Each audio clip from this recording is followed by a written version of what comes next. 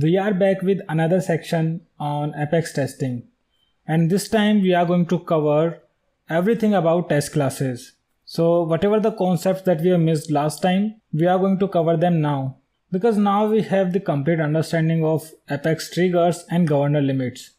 So we are going to start this section by understanding the test data.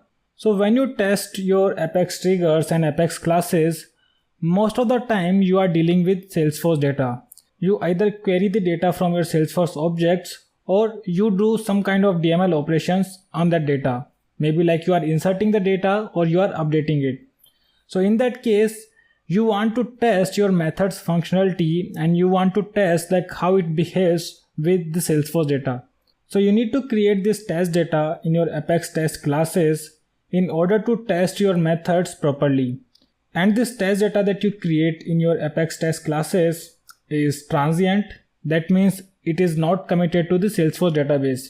So this means all the DML operations that you will be doing with the help of your test classes, it will only last for that particular transaction and it will not be committed to the database.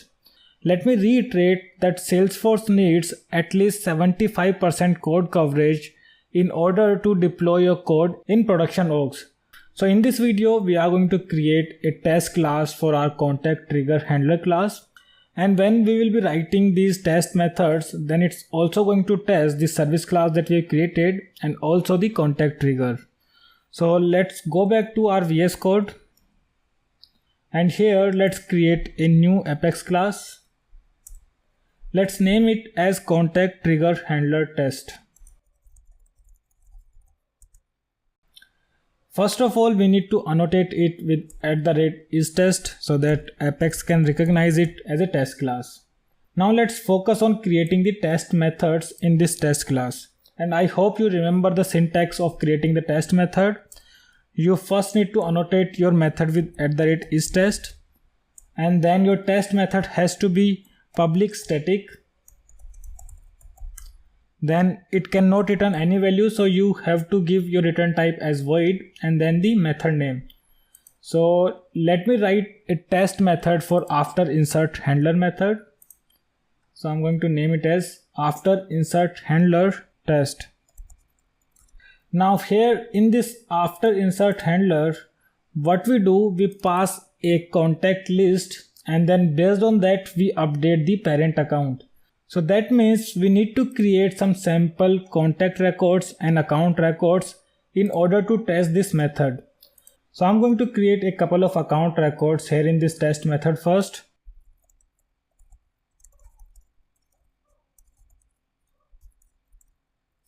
Let me create a new account list.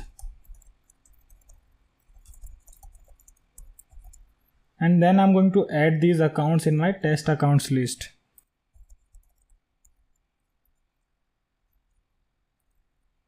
And then let's insert these accounts. So now we have our sample test accounts ready and we can create our contact records.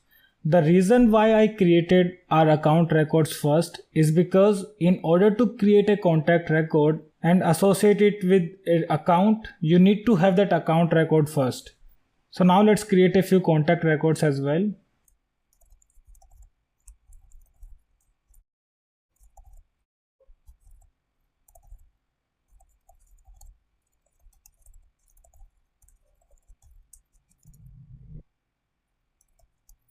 So this is our first contact record with the last name test contact 1 and account ID as this first account. So I'm using this test accounts list and I'm getting the first element using the array index 0 and then I'm getting the ID. Very similar to this, we can insert another contact record as well, or maybe a few more.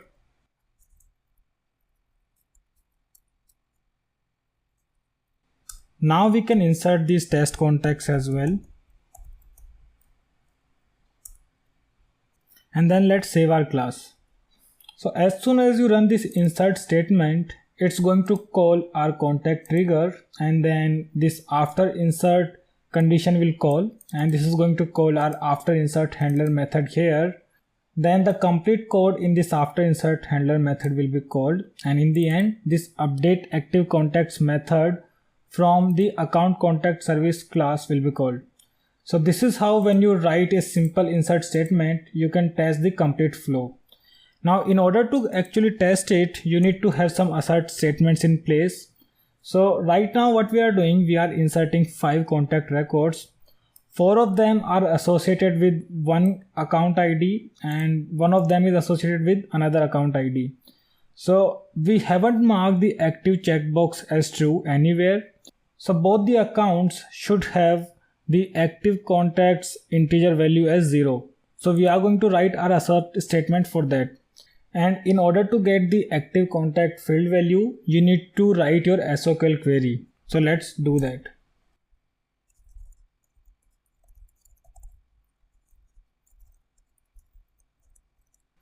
Or we don't even need a where condition because it's only going to retrieve your test data. When you write an SOQL query within the test classes, it doesn't retrieve your aux data and it only retrieves the data that you create in your test class. So here we have only created 2 account records. So it doesn't matter if you write a condition here or not. It's only going to retrieve these 2 accounts. So let's retrieve them in a list of account. And let's call it ACCS. And now we can test if both of these accounts are having the active contact field value as 0 or not. So let's use system.assert. First of all, let's check the list size. It should be 2. So we are going to have an assert statement on that. So we are matching the account list size and it should be 2. Then let's have an assert statement on the active contacts field. So it will be like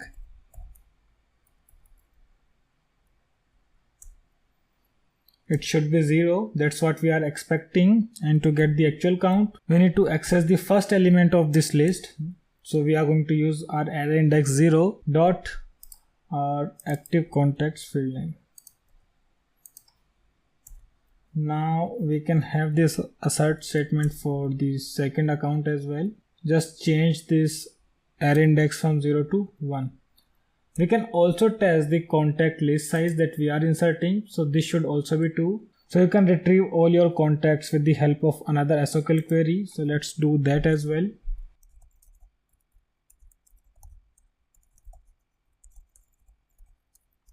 And then let's match the count. This time let's copy all contacts and it should be 5. So this is a pretty positive scenario where we are not marking the active checkbox as checked and the value for both the accounts should be 0. Let's deploy this class first and then we'll try to run this test. So the class is deployed. Now you can run your test directly from here by clicking on this run all test button. So our test failed and let's see what's the error. It says expected 0, actual null. Okay, the reason is this active contacts field is having a blank value and Salesforce considers that as null. So either we need to convert it to integer, so that will be 0, or we can match it with the null because none of these active contacts will be populated by Salesforce. So it's better that we test them against null. Let's redeploy our class and then let's run our test again. I think our tests are successful this time and our test has passed with 100% pass rate.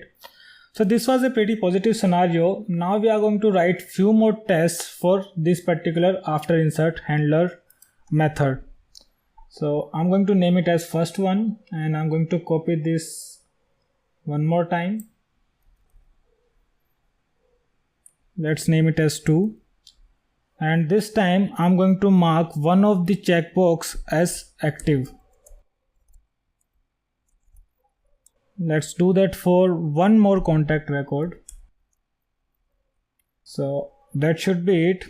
Now when you write your assert statement, you cannot directly say that for the first one it should be 2 and for the second one it should be null, because we know that the first account is having 2 active contacts, but the second one is having 0 active contacts. But when you retrieve this data using SQL query, you are never sure that which of these account you'll get first. So it's better that you also retrieve the name, and then we are going to match them against the name. So here we have got our accounts list and we are matching our account size. Now I'll be iterating over this account list and I'll name it as like account ACC,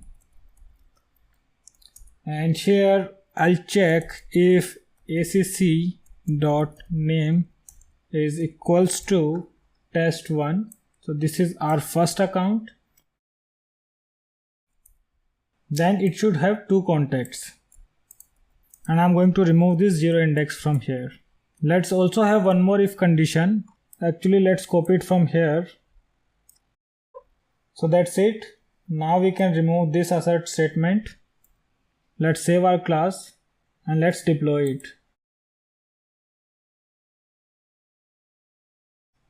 Let's run all our tests again.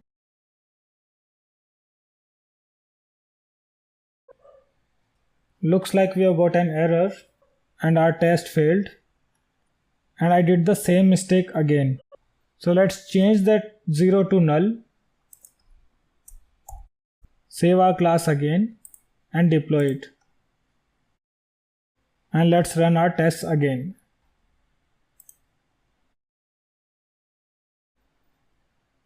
So looks like our tests are passed, and this is how you can create test data in your test classes.